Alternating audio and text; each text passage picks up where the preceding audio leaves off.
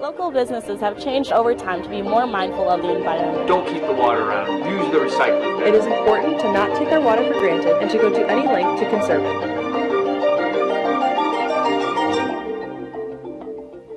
Take a second and think about all the things around you. The wind blowing by, the sun shining down, the vegetables in your kitchen, the people you know, the bus you ride to school. All this is a part of your environment, and the environment is the most important factor of all of our lives. But why is our environment important? We read and hear so much about protecting and saving the planet Earth.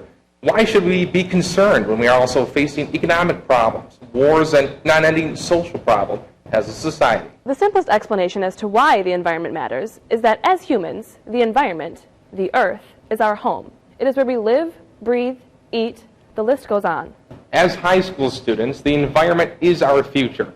So high school TV programs from across the state pitched in to make this special about things in our environment that matter to us. We start our program with Michigan's most precious resource, water. But how is this essential need broken down for human consumption? Rockford's Eileen Gould has the story. The trickle of water, from the ground through the plant. The journey water takes to allow you to resume your daily activities is a complex but gratifying one. Andy Bilski, supervisor of the Rockford water plant, talked to us about this journey and how it travels around Rockford. The city of Rockford's a growing city. It's got a lot of room to expand. So we'll put in something like a water tower to help supply water to meet that bigger demand of new residents in the city. And with close to 6,000 customers, the plant has to continually update its facilities. We're adding chlorine mixing boxes for a pre-chlorine application. So instead of just putting chlorine in after the whole filtration process, we're going to now start putting chlorine in to the filter process to try to keep those filters as clean as possible, and it also aids in the oxidation of the iron. So that's a big project that's going on right now. But before that water can become as clean as possible, it will undergo extensive treatment from its original state to fully filtered water. The water comes from the ground. It comes from about 100 feet down, and right here we have a well house. We've got 3 well houses that are on site, which is very nice. And so the water is pumped up from the well, and it runs underground right into the water plant. And basically the water from the well houses is going to come in underground, and it's going to come up into these light green pipes, and it's going to go right into the aerator units. Those units are filters, and our goal as a water department is to remove the iron through filtration, and because that iron is dissolved, we have to undissolve it. We have to turn it into a solid particle of iron that can then be filtered out. To filter out the iron, the water is detained and air from an outside source is introduced into the water, and that air helps oxidize the iron and change it from its dissolved form to a solid precipitate. Once the water has been fully filtered, it has to be distributed throughout the city. The next step in the water production is a high service pump. This is actually the pump, and then this is the motor, and that motor turns that pump and sends the water out to the distribution in about 1,200 gallons per minute and fill up the water towers. But in order to begin distribution, the water has to pass a certain set of standards. The DEQ has set standards for what they consider excellent drinking water, and so they consider anything under 0.3 parts per million excellent drinking water when it comes to iron concentration. This means that the filter is close to 100% efficient, but the iron removed ends up in what they call a backwash pond. So on a weekly basis, we have to shut the whole water plant down, reverse that flow of water, and open it up to a discharge pipe that goes to this backwash pond. This backwash pond is meant to retain the water that's really high in iron concentration, and it's supposed to just let the iron concentration settle out into this backwash pond. With all of the work that goes into filtering our water, it is important to not take our water for granted and to go to any length to conserve it.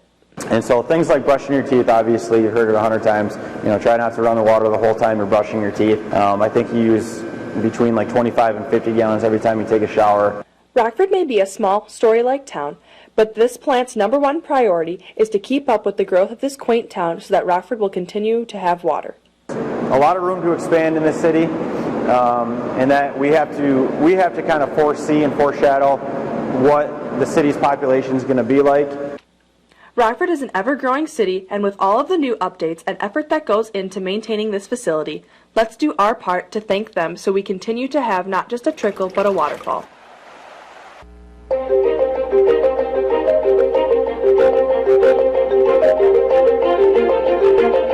Now that we are aware on the process of getting clean water, let's take you from the city of Rockford to the city of Flint. Have you ever heard someone say, "I'm dying of thirst"? Well, some just might. It sounds so simple. Water is the most essential element to health. Water might be everywhere, but one must never take it for granted. Water, a basic need for everyday life. We use it for drinking, cooking, cleaning, and bathing. With Michigan being the Great Lakes state, we take it for granted. But what if that basic necessity was taken away from you? Flint, a major city here in Michigan that is no stranger to struggle, is now having to fight for a natural resource. On an Arctic cold afternoon with wind chills reaching -20, Flint residents took to the streets in front of City Hall expressing their concerns, demanding clean water. This protest is in direct response from a notice Flint customers received about the high levels of dangerous TTHM in their water. TTHM, also known as trihalomethanes, are formed as a byproduct when chlorine is used to disinfect water for drinking. We need something done, and we need something done now. This water crisis is taking a toll on residents, including Jackie Pemburton, who is standing up for her granddaughter. I have a 3-year-old granddaughter that we bathe her in Flint water. She breaks out in a rash. We bathe her in her grandmother's water out in Holly.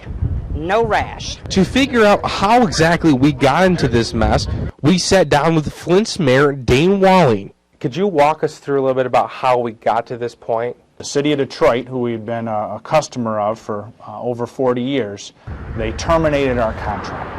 And we had a 12-month window to find a new source or to negotiate a new higher cost short-term contract with the Detroit system.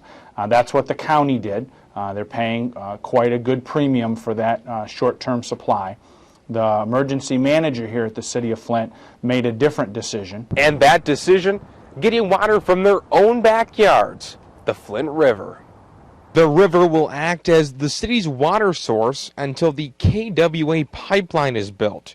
The pipeline is bringing water from Port Huron to Flint. A year from now, we'll be hooking up to the new water pipeline. We'll have our own source. We got off the Detroit water, and we're now getting the water from the Flint River.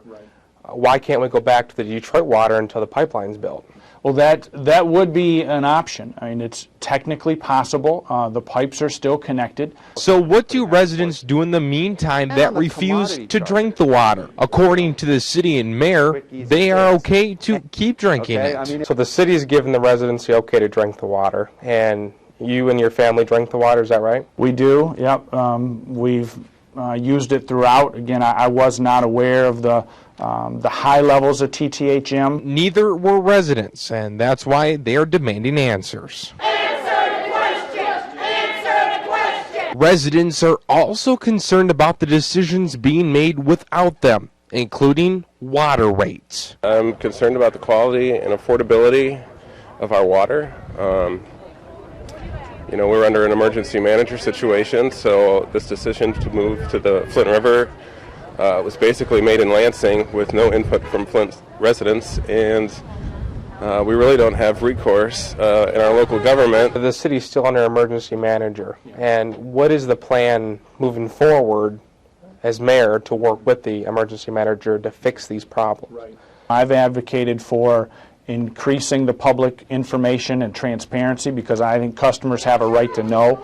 I've stepped up and asked the governor to make funding available so we can improve the treatment and fix the water system and do that without putting the rates on our local customers.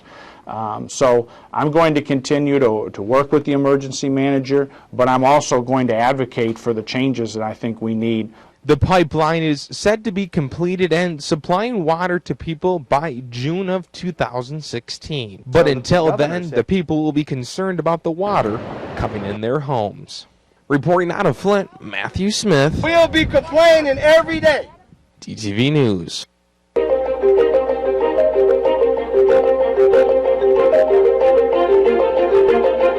Water pollution can happen in a variety of different ways that it can affect the community's water. Orion's Kendall Ashman has the story. A tradition that has been going on for decades in Lake Orion is painting the rocks here at the Paint Creek Trails. However, the action's repercussions on the environment and its community has been a concern for its community members. So what this is about right now is we're having a lot of trouble with vandalism, graffiti, destruction of trees and property that we're trying to get addressed and trying to stop in the area. Right now where I'm standing is actually part of Bald Mountain property. The kids access, or young adults come through the Paint Creek Trail property to walk down here, and as you can see, use their graffiti, spray paint, and it becomes an unsafe area for all the families that live here and use this trail to visit. Now, this may appear to be a simple act, but it can lead into a serious problem. Not only is it a concern for the community and the environment, but it may result into legal consequences. There's 3 levels of fine and or charges you can get for the graffiti down here. The simplest level is just a civil infraction, which is a money fine. It does go on your record, however. Second is a misdemeanor offense, which is punishable up to 90 days in jail. And the third, for damaging the trout stream, is a felony, which carries a wide range of punishment for it. We have no problem with people coming back here and just hanging out, appreciating nature, hanging out by the stream. That's all fine. It's when you start spray painting, when you start the illegal drugs and the underage drinking, that's when we have a problem. We do water quality monitoring through the Clinton River Watershed Council down here at this location. And we have noticed an increase in the amount of paint. We're finding paint cans in the river. You also can see the paint debris here on the ground, and every time it rains, the water runs off and it's taking and putting the paint into the creek. This creek empties into the Clinton River, which empties into Lake St. Clair, which is part of the whole Great Lakes chain, which is home to 20% of the fresh water in the world and 90% of the fresh water in the United States. And so we've become concerned because we don't want to find the hazardous waste as the paint. We don't want to find the trash because we're ruining this ecosystem and this natural resource. So it's not just about a paint can and Paint Creek. It's about overall pollution and how our community is impacting the Great Lakes. So next time you head down here, the Lake Orion members advise you to enjoy and preserve the trails. For WDBC, I'm Kendall Ashman. This is the air I give you, the water I provide. My trees protect all who need them. Everything you require is what you receive. This is the promise I keep. How you use it is up to you. One world, one life.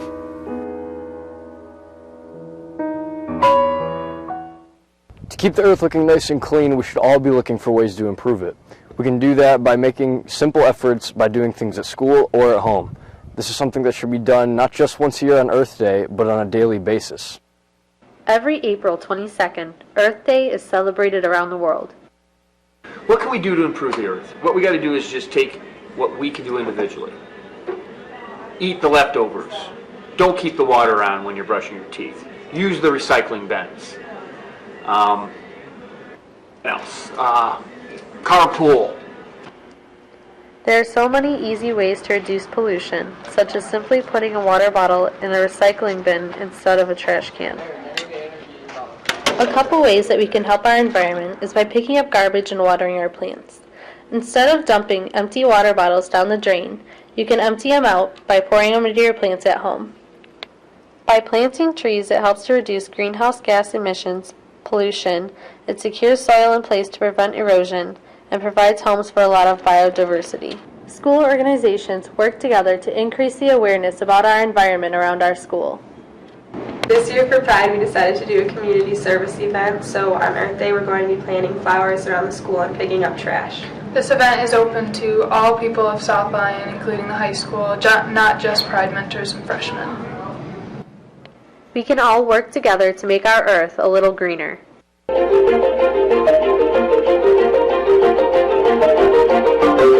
From the basketball courts to the classroom seats, there is much to take care of, and taking care of the world around us can start right at school. Each day here at Lake Orion High School, custodians work hard to maintain a clean learning environment for students and staff. Although their work can be overlooked, They may have a bigger impact on student success than you think. Well, in order to learn, you have to be healthy, both mentally and physically. And obviously we have over 2,000 kids going through this building. Cold and flu season, it has to be clean so that you don't catch something. If you're in a chaotic, messy environment, then you don't feel as safe and as comfortable, and you're not going to learn as well. I think a clean environment is essential to our learning, because if you have like distractions around you, then you can't focus. You can't do the best that you can, be the best that you can be. My ideal learning environment is a very pristine, clean place, and if that doesn't exist, I get distracted. To find out what some of these distractions are, I asked a few students what part of the school they believe is the dirtiest. I think the dirtiest part of the school is probably the bathrooms, because there's never any soap. I think the locker room's pretty nasty, especially the guys' locker room, because, no one really respects it. Definitely got to be the commons. After you pick up the tables and everything, the floor is just disgusting. Probably the bathrooms. They're really, gross. We never have soap or anything. I then asked how they would feel if they had to clean that area. I would feel really grossed out. I would not. I wouldn't even try. Definitely not. It'd probably be pretty gross. I'd be very irritated. Every single day doing that, that'd be annoying. Now, most students believe custodians' duties only include repairing lockers or cleaning rooms. A few workers explain the responsibilities that each custodian has. Second and third shift, beside cleaning, they focus most of all on setups, for games and stuff like that. During lunch, make sure everything is clean, everything they work perfect, and then we got work orders from teacher. You have to fix, even check the temperature of the classrooms. My job is maintenance. What I do is I repair everything. I will change the light bulbs, ballasts and things. I fix the toilets, and one of the big things is changing all the soap dispensers. You have to make sure, make pretty much everybody happy, between teachers and, the office people and our bosses. So it's pretty hard. They also shared how students can help keep the facility in better condition. You see piece of gums on the floor, and those are it's hard. When you see, especially if somebody walk on it, you have to stop to your cleaning and then try to get the piece of gum out. And during lunch, when you see, you drop something on the floor, if you can, try to make us a little basic, because lunchtime, it's a lot of garbage. So the next time you use the restroom or spit out your gum, remember, taking responsibility for your actions can help keep LOHS clean and tidy, creating a better learning experience for students and staff. For WDBC, I'm Riley Bissell.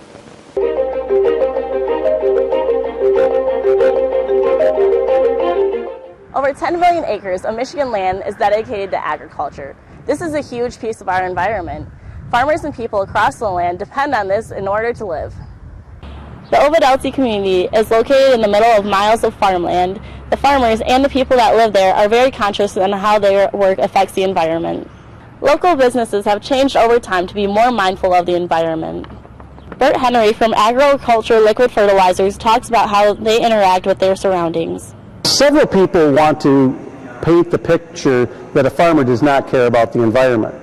Let's remember that a farmer raises his family on this land and uses the water and the soil around his home, and these environmental pieces are very, very important to him or her throughout their daily lives.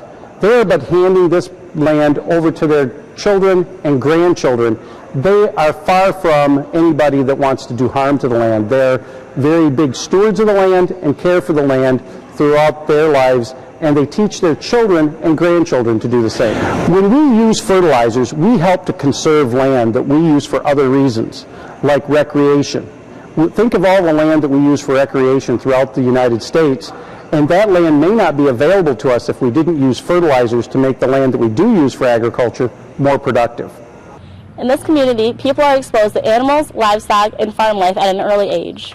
On a small scale, student Kayla Rademacher has impacted the environment. She raises pigs for the Clinton County 4-H Fair. First, I make sure that they're able to walk, they're healthy and everything. You make sure they have good feed, good water, everything is ready and set up before you even get them. then eventually make sure, look at the way they glow up at their muscle and everything. I raise my pigs out at my grandfather's house. We use the waste pig manure and we put it in his garden, and use it as a fertilizer and to help his vegetables and fruits grow. Ovidalty is a small community but has a big impact on the environment. For OE Online, I am Sam Hinnerman.